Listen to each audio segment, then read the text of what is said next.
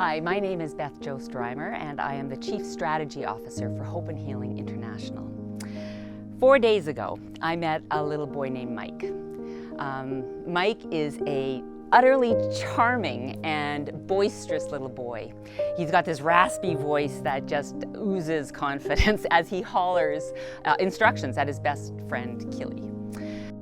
Mike has one arm that is little more than a hand kind of attached to his shoulder. The other hand has 3 fingers, and his one leg below the knee is curled way under. He's really not able to use it to walk.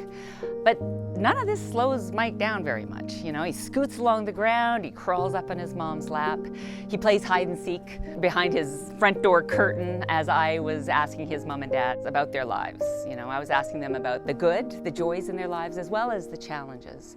And you know, I mean, that's really why I'm here in Malawi, is to talk to families just like Mike's, to ask them how they're doing. And I mean, I'm sorry to have to report to you that for this family of 5, and for most families in rural Malawi, especially those struggling with disability, life is not easy right now. You know, the pandemic, the state of the global economy, failed rains from the last harvest here in Malawi has put just monumental pressure on these already desperate and struggling families. Mike's parents had to pull their 2 daughters out of school because even though the school fees are small, they're now just utterly unaffordable. The day before we visited, Mike's mom told me that they weren't able to source any food, so the family went to bed hungry. You know, they asked for some help from their neighbors to give just a little bit of porridge to Mike, but that was all. Mike's parents worry. They worry about work, they worry about food, they worry about their kids' future if there's no school, especially Mike, right? They know that with his condition, education will be his ticket to independence, that and increased mobility. Mike needs surgery, and he needs a below-the-knee prosthetic. If he's going to walk to school, if he's going to run and play and keep up with his friends. And yet the nearest referral hospital that they would take him to is packed to the rafters with trauma cases.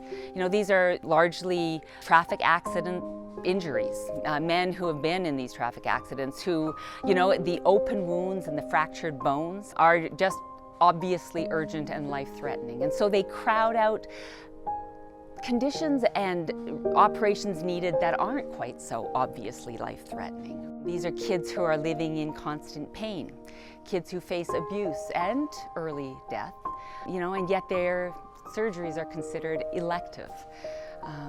So something's got to be done, right? The country of Malawi is grossly lacking in orthopedic services.